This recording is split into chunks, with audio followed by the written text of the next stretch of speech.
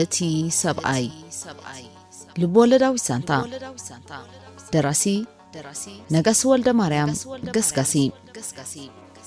እቲ ሰብኣይ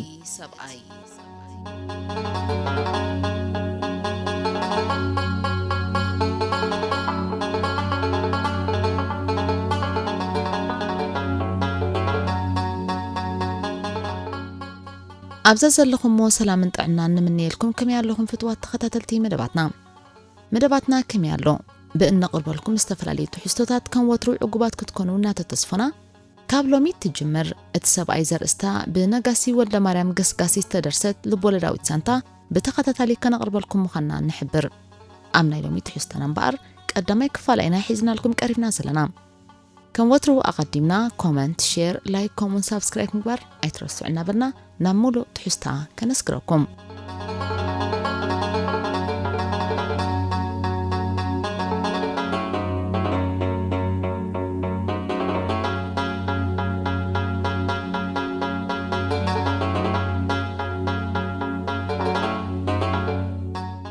ፀሓይ ንቡር ንጥፈታታ ክትልግስ ካብ እትጅምር ውስን ግዜ እኳ ቁፂራ እንተነበረት ሓይሊ ጭራታታ ግና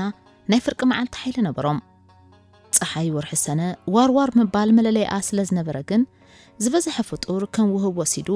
ኣብ ልሙድ ዕለታት ንጥፈታቱን ኣገልግሎታቱን ተጸሚዱ ኒውኔጆ ክብል ይርአ ኣብቲ ሞት ኣቶ ተፈሪ ኣብታ እናሸቀጡ ዝናበሩላ ናይ ምምፃን ምልኣኽን ትካሎም ኮይኖም ንደገ የቋሙ ትነበሩ ኣዒንቶም ብናይ ደገ ትርኢት ዝተመሰጠ ክመስላ ትኹረተና ዘይደን ኣብ ምምዕዳው ተጸሚዶም ይረኣዩ ብዝርኣይዎ ትርኢት ስለዝተመሰጡ ድማ ንኽልተ እዳዎም ኣብ ዘፍታት ከብዶም ኣንቢሮም ጠመቶም ዓብዮም ብምግራም ርእሶም እናነቕነቑ ተመስጦም ኣብ ምስትእንጋድ ሰጢሞም ነበሩ ኣቶ ተፈሪ 57 ዓመት ዝረገጹ ትዕቢተኛ ኣቦዮም ዝነበሩ ግዳ ኣቶ ኩራቢልካ ኣብ እትዕዘቦም ግዜ ካብ 30 ዓመት እኳ ዝሓልፉ ኣይመስሉን እዮም ኣካሎም ሰረዝውንን ሃብቲ ብምቾት ከም ዝተቐብአ መስኩር ለይ ዘድልዮ ኣይነበረን ታህታት ዝብል ገጾም ጣዕሚ ሰዓሮዩ ብርሒ ዘሰነፋ ርእሶም ካብ ማዕዶ መስታ ሰዲዳ ከም በርቂኣ ትሰሃለካ ወልኣላ እናበለ ዝዳጓሕ ገጾም ኳዕ ከም ዝበለ ብርሃን ነጸብራቕ ፈጢሩ ናቱ መስታ ኣብ መፍጣር ነበረ ጽፈት ኣከዳድንኦም ምስ ዘለዎ ግርማ ሞገስ ተዛሚዱ ካብ መዛንኦም ንዕርኽቶምን ጸብለል ክብሉ ኣኽኢልዎም ነበረ ገንዘብ እንተሎ ኩሉ ከም ዘሎ ዝኣምኑ መርገጺኦም ምስ ገንዘብ ዝፈለቐ ብምዃኑን መንከማይ ዝብል ዕቡይ ባህሪ ምስተገነዙን እዮም ሃብቶም ዘእንገዶ ካብ ሰብ ዘፍሊ ሕማቕ ጠባዮም ተዕናን ይቐይርዎም ከምኡ ስለ ዝኾነ ድማ ተለዋዋጢ ባህርያቶም ከም ዑፍ ብርኒሂጎ ቀልባዕባዕዩ ዘብሎም ንኣቶ ተፈሪ ኣቶ ተፈሪ ኮብለልቲ ዒንትዮም ዝውንኑ በዓል ሓዳር ክንእሶም እርኑባይ ነበሩን ንዒንቶም ዘውድቕ ውንጅና ጎፍን ተዳኢልዎም ከም ጋሻ ውሕጅ ካብ ምልጋስ ይሓምቁን እዮም ዘገምታዊ ዘረባ ስለ ዝጥቀሙ በቐሊሉ ልቢ ጎራዙ ክሰልቡ ዘይጽገሙ ስነ ስርዓት ዝረሓቖም ዘይከም ዓቢ ክብር ክብሉ ዘይተዓደሉ ሕልና ዝረሓቖምን ድማ ነበሩ ካብኡ ብዘይፍለውን እኹል ገንዘብ ስለ ዝውንኑ ብመልሓሶም ንዝሰለጦም ብገንዘቦም እዮም ክገዝእዎ ዝፍትኑ ብሕፅር ዝበለ ገንዘቦም ኣውዲቑ ዝሓስት ትዕቢት እዩ ሸሚትሎም ስኒት ኣቶ ተፈሪ ከም ኣመሎም ብዓውታ ተዳህዩ ዓውታን ተሃዲድን ኣብ ነፍሲ ወከፍ ንጥፈቶም ብቐጻሊ ዝጥቀምሉ መሳርሒኦም ነይሩ ኣቤት ባባ ተፈሪ ስኒት መለሰት ጻውዒት ኣቶ ተፈሪ ከም ሰይጣን ይሰባርራ ንትሪ ልሳኖም ዝብድህ ድፍረት ኣይተዓደለትን ከምኡ ኸይኮነት ኣይትተርፍን ንነፍሲ ወከፍ ዘውፅዋ ቃል ከም ትእዛዝ ናይ ሓደ ወተሃደር እትሕልዋ ኣቤት ጸኒሕኪ ዓይና እናማዕደው ተወከስዋ ብትሪ ዘለዎ ቃና ክድህልዋውን ፈተኑ ኣብ ትሕተኻ ዝሰርሕ ሰብ ከም ጊላ ኮይኑ ኸገልግል ኣለዎ እምበር ክኸብር ወይ መሰል ክረክብ የብሉን ዝብል ዕባራ ፍልስፍናዮም ዝኸተሉ ከምኡ ከይኮኑ ኣይተርፍን ድማ ኣብ ርእሲ ዘዝመፀ ሰራሕተኛኦም ብድዕን ተሃዲድን ዘዘውትሩ ኣብ ውሽጢ ኣሕፂራ መለሰት ስኒት ንሰለስተ ዓመት ምስኦም ዝሰርሐት ኣብ ክሊ 24 ዓመት ትርከብ እምንቲ ሰራሕተኛኦም እያ ዝነበረት ኣብ ስራሕ ዝነበራ ተገዳስነትን ጥንቃቐን بعين أتو تفري فتوتن أمنتن كتكون أخيلوا نبرا مقللتن أمنتن سلازخون الدمايوم لعل دقوم نعاء أبتزون نوسراح تحازيت جنزب كشر اسكبروا وش ترى أنت يالو ترري لهم أم محتات نبرو كم كلهم زوقت أروام سرحتنياتات قد سكبوا يدلين أبرئسو فرحنبر كالا سمعت كلوا زدري نبرون قلزت أرانا في نبرس لازنبر النس أي سمعكو من حكنيا زتانا حتو كنتات نجيرا دنانت نأنتم زتساور عينتي أي نبران نتأمات يوزي عدم تسأواق قطومن أقراربومن بعبئو خاا مران زيبولو أزراربوم كتسالي مسكنا حيو بلي انتاي قبر مسلكي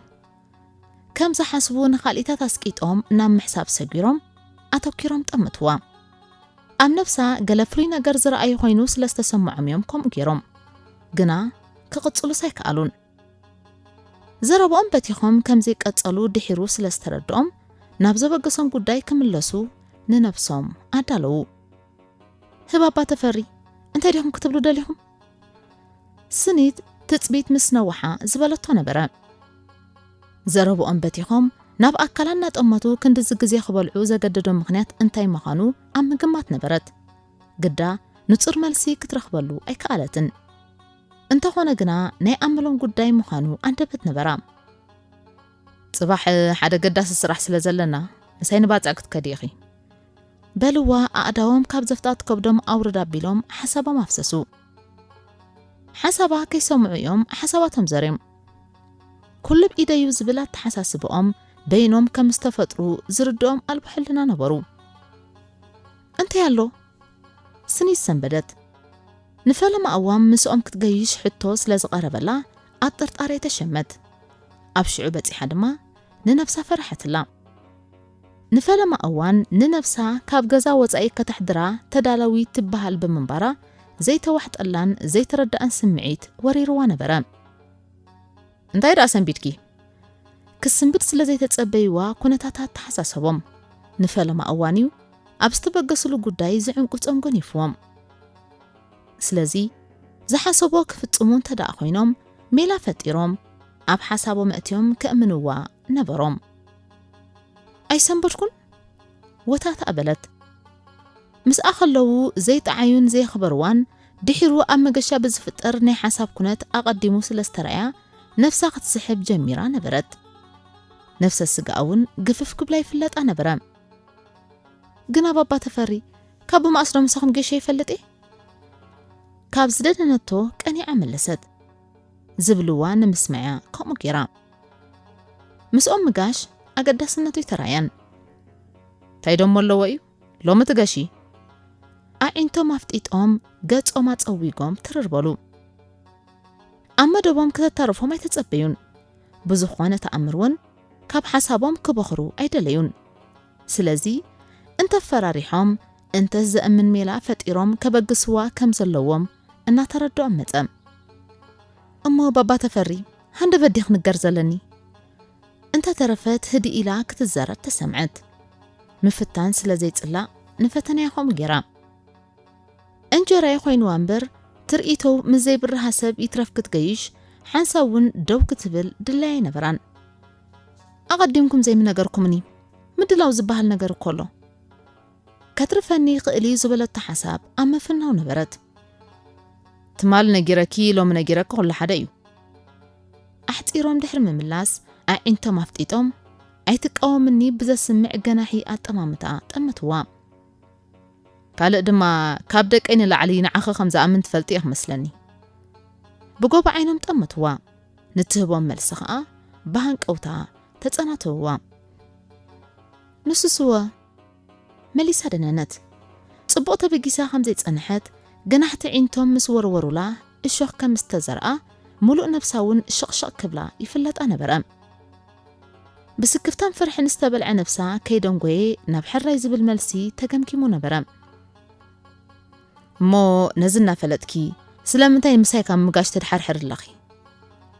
كي تأبيم سلاز فرحو سكفتهم زايدو وشتهم كقطعن يفلتهم نبرام كم كلن زفلتوانن ببقزي زتاللوانن قرها تاوالد ቀልጢፋን ተገሪያን ሕራይ ዘይምባላ እናገሮም ኣመፀ ስምዕ ስኒት ኣነ ተፈራኣነ ምሳይ ዝገይ ሰብ ዝስእን ኣይኮንኩን እንተኾነ ግን ኣነ ካብ ደቀ ይኮነ ኣዝማደይ ንዓኸ እየ ዝሓሪ ኣንቲ ስኒት ጓለይ ዝኣምኖ ሊእኽካ እኳ ዝተባህለ ንምእማና ኣብ ጻዕሪ ነበሩ ከምኡ ገይሮም መደባቶም እንተዘይተግቢሮም ምስቶም ዘይልሙድ ዘልመድዎም ስምዒቶምን ባህርያቶምን ተቐያይሞም ከም ዝቕንዩ ይፈልጡ እዮም ስለዚ ዕላማኦም ንምስኳዕ ካልእ ኣማራጺ ከናድዩ ነይሩዎም እዚ ትካልከ ነገር ትካላት ተሓሳሲብዋ ዘይኮነስ እንተገደፍዋ ብምትስፋው ሕቶ ኣፈለመት ብኻልእ መንገዲ ግደፉን እያ ትብሎም ነይራ እተን ዝስዕባ ውሳኔ ግና ካብ ዝቐደመ ከምዚ ሓልፍ እያ እትፈልጥ ትካል ደኣ ክሳብ ንመጻእ ኣዲ ክትምኒት ከተካውኖ ክነግረይ ትርስኒ ተጠራጠሮም ኣብ ተበግሶኦም ዝዓንቀጾም ኬላ ክፍንጥሱ ኣብ ቃታ ነበሩ ሓንሳብ ዝተበገሰ ስምዒቶም ንድሕሪት ዝብለሉ ምኽንያት ኣይተረኣዮምን ኦፍ እንታይ ይበሃል እዚ እንታይ ዝግበሩ ሕጂ በለት መግለጢ ዘይዕጉብነታ ምኽንያት ፈጢራ ክትተርፍ ዝገበረቶ ፈተነ ብኹላ ኣንፈቱ ምስላጥ ስለ ዝኣብያ ንዕድላ ከተማርር ተሰምዐት ክንደይና ኸ ክንገብር መዋጾ ምስኣነት ተገዲዳ ዝገብርዎ ግዜ ሓተተት ሳልስቲ እዩ ኣቶ ተፈሪ ኣሕፂሮም ድሕሪ ምምላሶም ስምዒታ ንምንባብ ኣዒንቶም ናብ ገጻ ለኣኹ ትህቦም ግብረ መልሲ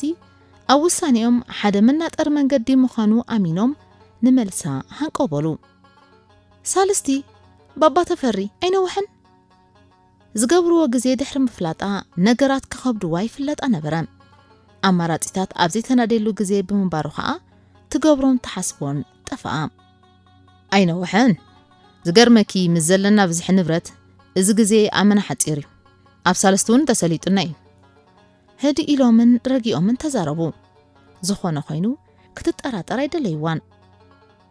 ሓራ ይበሉ ተሰማሚዕ ኣለኹ ድሕሪ ክንደይ ምምታ ምስ ጎቦ ልባ ተገዲዳ ኣብ ሓሳቦም ተሰማምዐት ብራቮ ዛጓለይ መጎስዋ ኣብ ሓሳቦም ስለዝተሰማምዐት ሰሚዕ ክስኒት ጓለይ እምንትን ጻዕረኛን ስለ ዝኾንኪ ካብ ዝኹሉ ቀራቤ ንዓኽ ዝመርጽ ስለዚ ንዓይ ከምኡ ክሳብ ዝኾንኪ ኣነ ብዝገብሮ ይዕበይን ኣስ ጉዳያት ግድን ይኸምሳይ ክትህልው ዘለኪ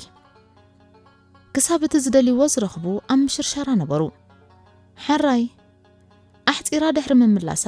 ናይ ድኻም ድዩ ናይ ስልቻወ ገጻ ክደርስ ተራእየት ኣንበሲት ዛጓለይ ብታሕጓስ ፍንጭሕ በሉ ታሕታሕ ገጾም ድማ መመሊሱ ደኣ መረቑ ተፍአ ንማእሲና ኸ ክንብገስ ልባ ኣብ መንጎ ሓሳባታን ስምዒታን ተቐርቂራ ብሓሳባት ዕረፍቲ ስኢና ነበረት ጽባሕ ወጋሕታ መለሱ ካብ ሕጉስ ስምዒት ከይወፁ ንጎ ሰዓት 5 ተዳሊ ክጽንሕኒ ገዛ ክመጸከ ሙሉእ ብምሉእ ስለዝተሓጎሱ ውዳእ ኣበልዎ በቐዳማይ መደቦም ካብ ተዓወቱ ድሕሩ ኣብ ዝመጽእ ጉዳይ ባይታን ጺፎም መንባሮም ደምደምዎ